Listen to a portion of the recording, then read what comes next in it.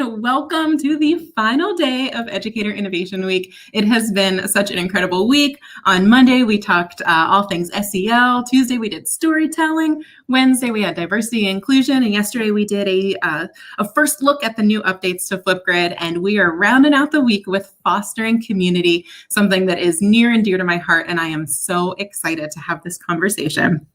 So let me introduce to you our facilitator for this session, the Kathy Kursnowski, Kurzy from Jersey, a dear friend to all of us here at Flipgrid. She has done it all from preschool to all the way up to high school. She's currently a tech coach. She's an author, a keynote presenter, an ed tech consultant. There's nothing that she doesn't do, MIE expert, and best friend to all of us. So Kathy, go ahead and take it away. Oh my gosh, thank you so much, Jess. Yes, I am a friend. I'm part of your community, and I'm so happy to be here. It was an honor to be asked to do this one all about community because that's what's near and dear to my heart as well. I wouldn't know any of you if there wasn't a community around Flipgrid, and that's how we got to meet. So let me introduce you to two members of our community who we just love and appreciate, and they contribute so much to the Flipgrid community and to Flipgrid and to ed tech in general. So first, ladies first, let's do that. So first I can introduce you to my friend Gloria Enrique. And I happen to know Gloria. She's actually featured in the book that Jess mentioned that I wrote because she's amazing and she's done great things with OneNote. She's also an MIE expert, and she just found out this morning that she's re-upped her status as an MIE expert for 2021. Congratulations. Yeah. And school in Ireland, but when she speaks, you'll notice she has a Spanish accent because she's originally from Spain, which is so cool. And Gloria will let you tell everybody a little bit more about yourself in just a second, but let me hop on and introduce Mike Mohammed. Mike Mohammed, also huge contributor, creative contributor to Flipgrid. He makes so much good stuff and shares it with all of us. So we value him in the community too. He's a high school science teacher. I don't know what science you teach, Mike, but you could let everybody know in just a second. He's in Wisconsin. Is it Brown Deer? Yep, I live in Brown Deer, yeah. Which is just a little northwest of Milwaukee, and Wisconsin's full of amazing educators too. I just love the whole state. So you're always putting out good things. It just must be in the water in Wisconsin, right? And they're lucky that they have you there too. So are we. So Gloria, do you want to tell a little bit more about yourself?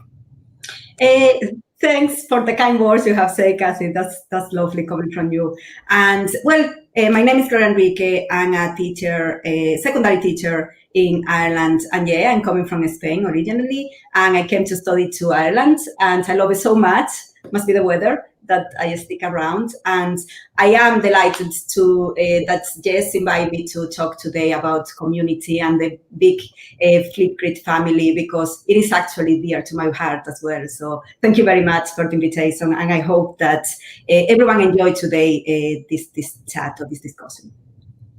Awesome. And Mike?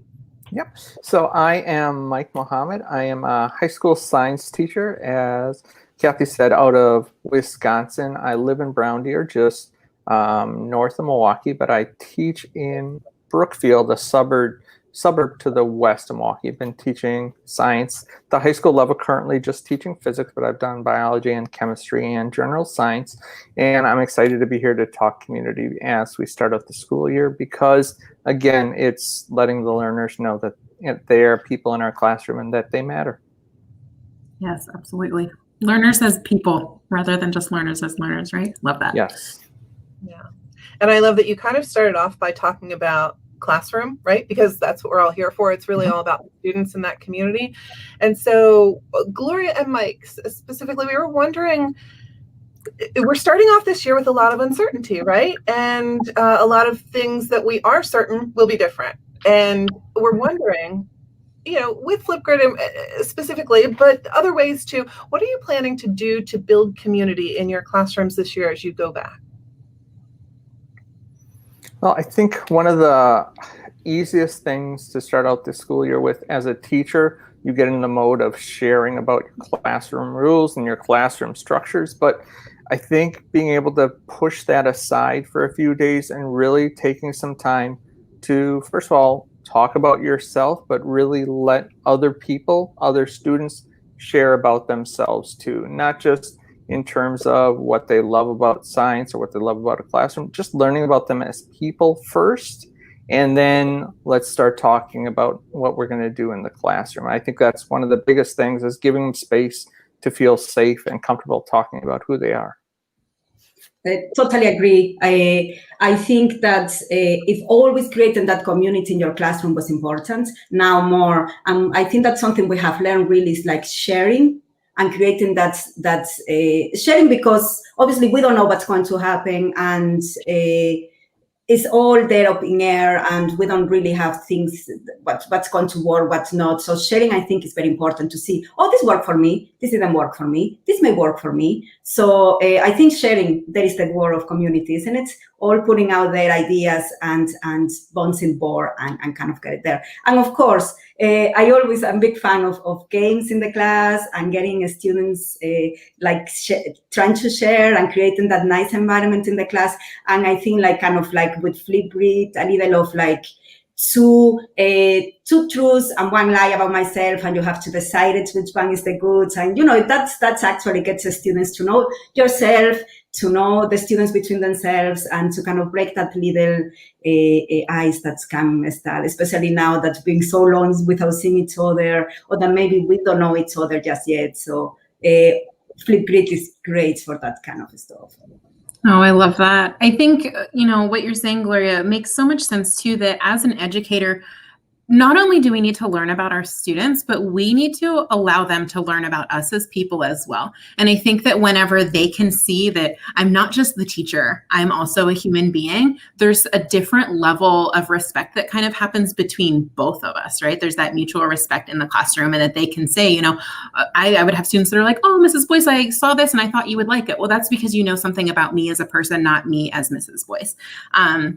But really, as you both mentioned, I think that now more than ever, we kind of, we are in a lot of uncertainty, but I think that it's kind of been a beautiful thing in the sense that we're realizing the absolute importance of building that community and being that classroom family, no matter what that looks like. And I think that back in March, April, whenever all of a sudden we were completely remote and we're not able to be there with our students, you really do have to rely on those pieces of community that you laid into it. And so I think there's a lot of educators who at this point are realizing man, I really need to focus on that heavy before I even worry about anything pedagogical. So Gloria mentioned 2 truths and a lie. Mike, do you have anything that you know of right off the bat that here's exactly what I want to do to build that community of a special lesson? Exactly. I think one of those things that seeing last year in August when all these updates came to the flipgrid camera, I wasn't ready to use them all on day one, but starting this year, I'm really ready to. And this is something I've done in the past as a part of a portfolio process, but I'm excited to have students share 4 things about themselves in a flipgrid video. So first thing, talk about what are your hopes and dreams? What are your hobbies, favorites in media? And then finally, what do you make? What are you a maker of? And I'd really like them to take that time to insert one of those photo stickers, find something, and put it up there and really showcase about themselves. And the ability for us to actually put it out there on a topic where other students can see about each other and reply, hey, I like that too. We may not be in the same classroom on day one physically, but that ability to build that back and forth reply community, oh, I'm interested in that too. Or I've always been interested in that and kind of want to learn a little bit more about that. That ability to make those connections, even though we're not face-to-face, about something beyond what we look like, about who we are a little bit deeper, is really positive and strong. I love that so much. That's beautiful, because it creates kind of that learning community just with the students. We are there to supervise and to kind of keep an eye on things, but they actually talk to each other and they create that learning community that is so important. I think that they learn about themselves and as well with others, and there is a bit of feedback there. So I think that's a great idea. Fantastic. Yeah, that's cool. I did something similar one time when I got my roster, and so I sent out and I had students. I taught 6th grade, so that's a really scary time moving from primary up into the secondary. level, and I had students talk about their hopes and dreams, like you said, Mike, and I also said, like, what are you afraid of? What is scaring you about coming to middle school? And so they had these beautiful conversations without ever meeting, oh, I'm really afraid of meeting new people too. And there's already this camaraderie whenever they met each other, that it just like kind of broke down those barriers ahead of time, which is really cool. And you're not just community with as a whole class, but what you're doing, Mike, your suggestion in particular is you're letting them find a connection. And sometimes kids need that. They need that one or those two people, and that's their little private self group. Like, oh, we all like the same thing, or we're all afraid of the same thing, or we all. One of the questions I like to ask right off the bat, some just dumb, silly ones to get kids okay with it, like, what food skeeves you out? You know. Yeah, or like silly things like that where they're not afraid to answer that. Everybody's got a food that skeeves them out, right? So just do that, but they kind of find their person through some of those kinds of questions, and it's perfect for that too. Community and connections. I love it. Hey, Mike, could you say your prompts again? I just saw someone drop in the chat. What were the prompts you said? Yes. The 4 different ones are, first of all, what are your hopes and dreams? Or think about them as aspirations, hopes and dreams for your future. Second thing would be, what hobbies do you have outside of school? Could be extracurricular. What do you like to do with your spare time? Hobbies. Third, your favorite in media. Could be any type of media. Could be singer, YouTube, celebrity, favorite movie, favorite TV show. And then finally, number 4, what do you like to make? It doesn't have to be something physical. It could be something digital. Or do you just like to make people laugh? Do you like to make people smile? Who are you as a maker? And one other thing, just because a lot of teachers do something like this on day one, where they hand out a worksheet and say, oh, could you fill this out?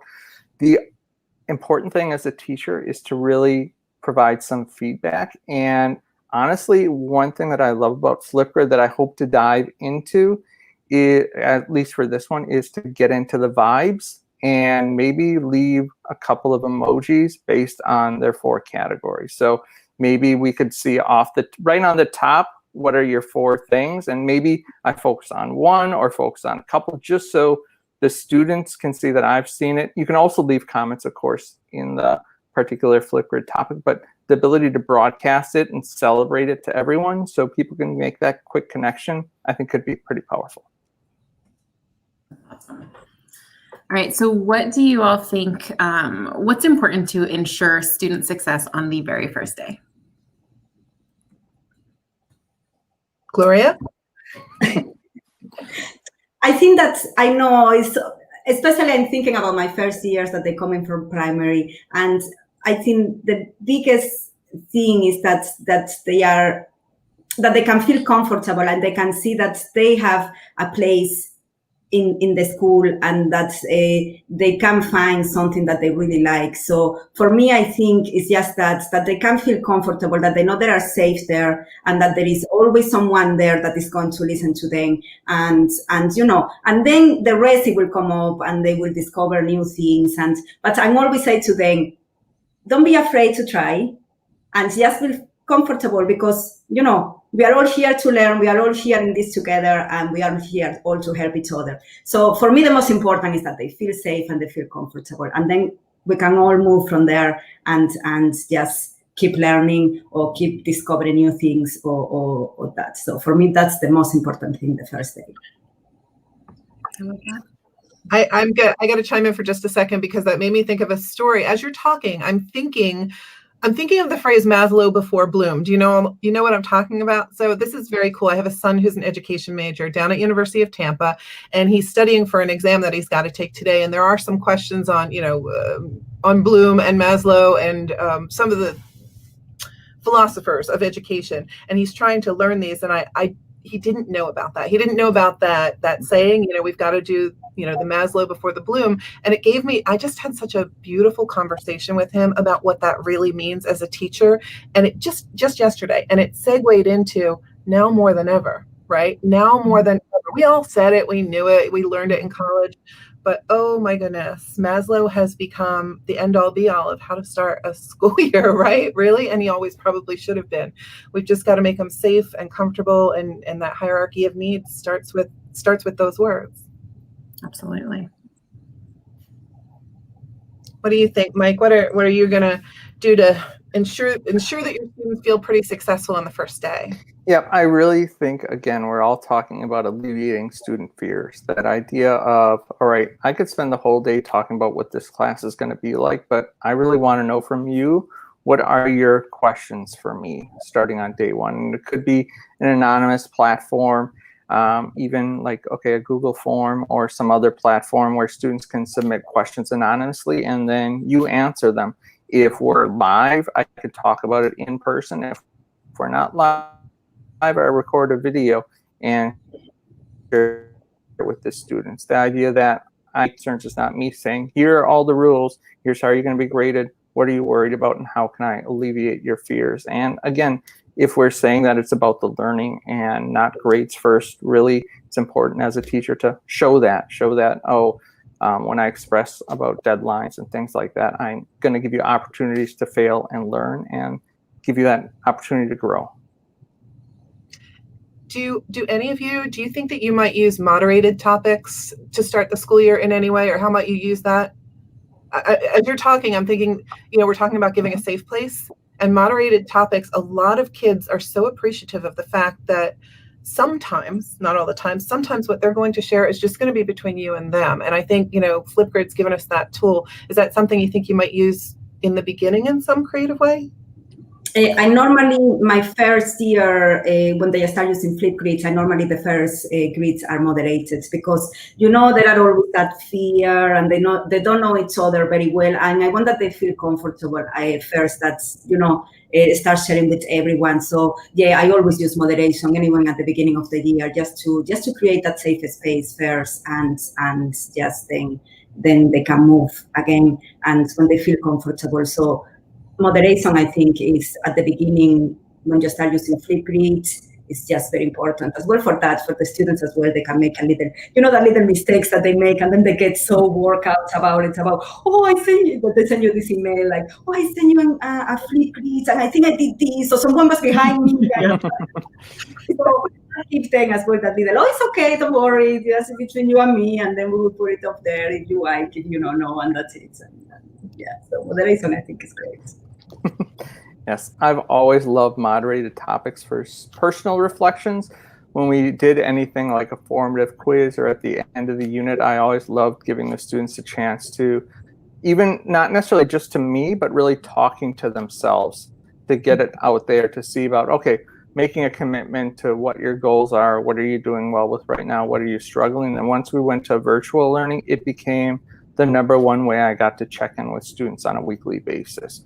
Just how's it going? How are you doing? Do you need any help from me? And just making that as a moderated topic, just so I could go in, see them, hear their voice. And again, at the top of that, putting in my own video, talking to them and really telling them to be honest and replying to every student with a short video. And that did a great job of keeping that connection, that conversation flowing.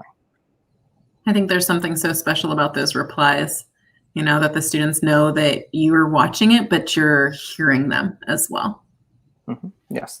And, the more that you give them feedback and prove that you're listening, and they also see that you're not just blasting this out to the whole class, that this is truly a personal, private space, the more likely they are to, I don't want to say be critical of what's working and what's not working, but be honest about it. All right, this really isn't working for me. And the idea that you care and really want to help them work through this, whether it be in their life or the classroom, or it could be someone else's class that they need help with, but just a safe space in life to talk.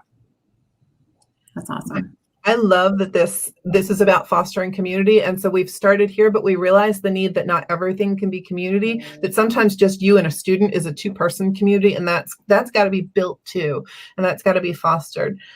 So this is my favorite question that I couldn't wait to ask, because I know that you guys are bursting with ideas, and we're wondering, and there are a bunch of people on here who want to know too, what are some creative ways that you're planning on using Flipgrid to start the school year to build community? Some specific ideas that people could do or run with, and just to build community and make it fun. I'm all about making learning fun.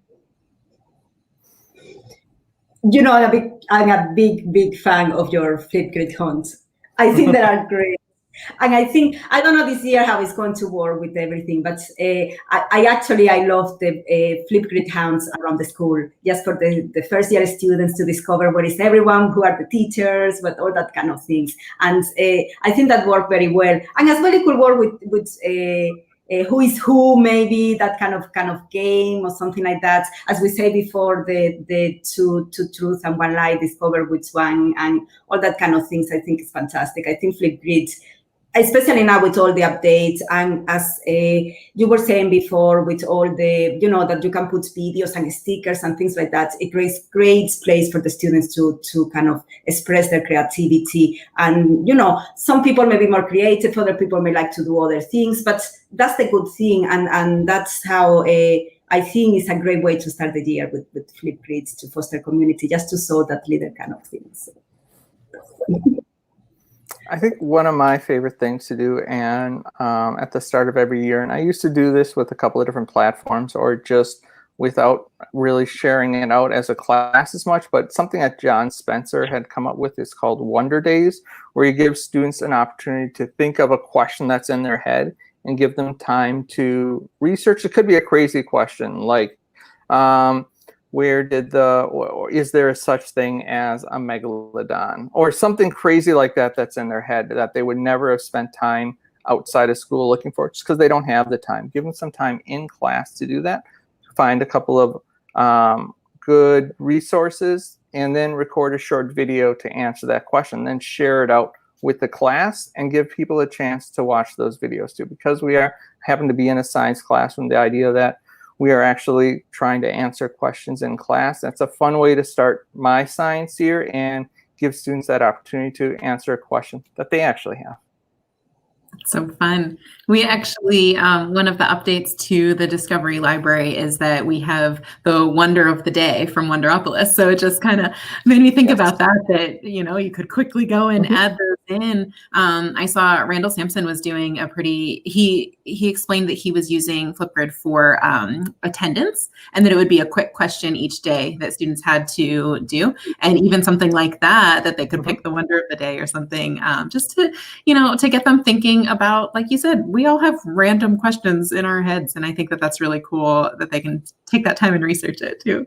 Yes. And I just pulled this off my wall as you're all talking, because Bitmojis are all the rage right now, and Flipgrid AR is just so honking cool, right? So I've done this with bookmarks before, but this could work just as well. So you can make a Bitmoji of yourself, and even before the school year starts, send this off to your students. And there's a little AR video of you introducing yourselves and just being real with kids, so that they can scan that and have some fun and get to know Flipgrid and get to know you through the magic of Flipgrid AR. And this Bitmoji thing is just taken off, right? And then you flip hunts, and there are ways to do those even if you're completely virtual. And if you want to check one out, I think Adam's in the background, he might be able to find this link and drop it in, I'm not sure, but it's I created one back in March or April when we first went remote, and it was called the Great Global Learning Flip Hunt. And it's a flip hunt. Honestly, I made it for grown-ups, but then I thought, oh gosh, kids could do this too. So I made everything their subject areas. So there's a task for reading, one for math, one for science, one for social studies, and I tried to think of the special areas too. And they're just silly, fun things to do, but definitely building community. Feel free to steal that idea and use it for yourself, where students can be at home. And for phys ed, their Flipgrid task is to build an obstacle course of any sort and then go through it. Like what a fun video that would be, and for the other kids to be able to see each other do that. So there are ways to flip hunt even when you can't be together, and that might be a fun way to build community from the get-go too. You heard it from the queen of flip hunts herself. That's amazing. I just saw Kamal Preet, our friend in India, said, "Wow, Kathy, you are a legend." And that's true. Oh my gosh, I love it. All right, so question for you. What best practices do you have for fellow educators to manage or organize their content? This can be Flipgrid or otherwise. Well, I would say, honestly, to look at, I'm in a block schedule, so I only teach 3 classes at a time. So I do, and right now they're all going to be the same class. So I do make a single group I'll be making a single group for my whole class, and then each assignment or each different topic will be viewable by everyone. But I understand that if you have maybe 5 sections of the same class, that would be a bit outrageous. But I would encourage people to try to cross-pollinate more than one section of your class together, just so people can see. If you have the same class with multiple sections, try to have at least 2 together, so it's not just one group of students talking to each other, if possible. I have an elementary school teacher that I do, it's not necessary, I would say we could call it grid pals, but it's something that we met and talked to face about, and did a lot of virtual learning together as a combined classroom. We set up a specific group for the 2 of us and became co-pilots, which is fantastic because we could each make our own topics and share that way. And it's really been fantastic finding that collaboration with someone else, again, through grid pals, or even connecting with someone in your own district if that's possible. It was kindergarten, right? Yes, kindergarten and juniors at the high school level, yes. That's so cool. I love it. Yeah. And truthfully, I would never. While she has a moment to think, because this question is something about organization, and I don't know if you saw this giant tweet that I made because I got so excited because I didn't know it was coming and I didn't know I needed it. So here it is on my other computer, but this collection thing is off the hook, man. This is, I didn't even know I needed it. So now in the Disco library, I can pull down my faves and I can make organized folders. What a great way to start a school year. Just having things organized in that way. Didn't know you were making it. Thank you very much, Flipgrid, for making that for us. I love it. It is pretty cool. I love how you said that. It's one of those things you didn't know you needed. When they announced it, we're like, wait, that's amazing. I love it. How about you, Gloria? Got any organizational tips, best practices? I do create grids for each class and then the topics in it. I know that now there are topics without grids, which I think is great as well, because, sometimes you just want a topic for a specific class and you don't want to have that grids created or whatever. So I think all this is just adding, as well, as you say, one of those things you didn't know that you needed, but actually you do. And I normally do that. Especially because I have a very big groups, and I started last year with just one for a specific year, and it was too many, and then I didn't know what group was handing me stuff, and it was a bit complicated. And that worked good for me anyway. But again, that's the good of community, isn't it? Like you get ideas there, and for some people work better other things than for others. So yeah, I do create first for each year group, I create a grid and then topics in it. And remember, it's very easy to move and to copy. If you created one already, you don't have really to kind of keep working and duplicating your work. It's just a copy and move to your new grid. And that works very well too. And for me, the most important is just get the topic, why you want the kids to do, and just think about it, and then just try it. It's the only I can say. Try it. Don't think too much about it. Just try it, and you will see it works fantastic. And it's so great to see that maybe students that there are no, because the lack of time, obviously, and things like that. And some people are shy. I'm very shy, so for some people it's difficult to talk when there are other 23 or 25 or 26 in the class, and see how amazing they are there in their videos, all the work they put, and all that's kind of little, even if they put a little emoji there, that they took time to do that. So it's actually really, really great. And again, whatever it works for you, and just try it. And if it didn't work that time, try it something different. It may work, and it may work for you too. So right, go in and play and see what works and see what doesn't. Because at the end of the day, learning is playing, isn't it? Absolutely. And Cosmo always says, play to learn, right? Yeah, push all the buttons. Wonderful. Oh my gosh, we are already at 12:30. We are at time. So honestly, thank you all so much. This is such an important conversation to have, and something that just warms my heart so much. And just like that, Educator Innovation Week is about to be done, but we are going to continue the conversation over on social media.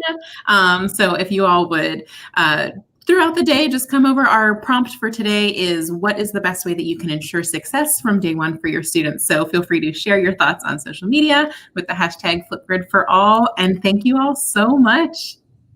Thank you. Thank you so much for having me. Amazing week. And congrats on a successful launch and a successful Educator Innovation Week. Yes. Well done.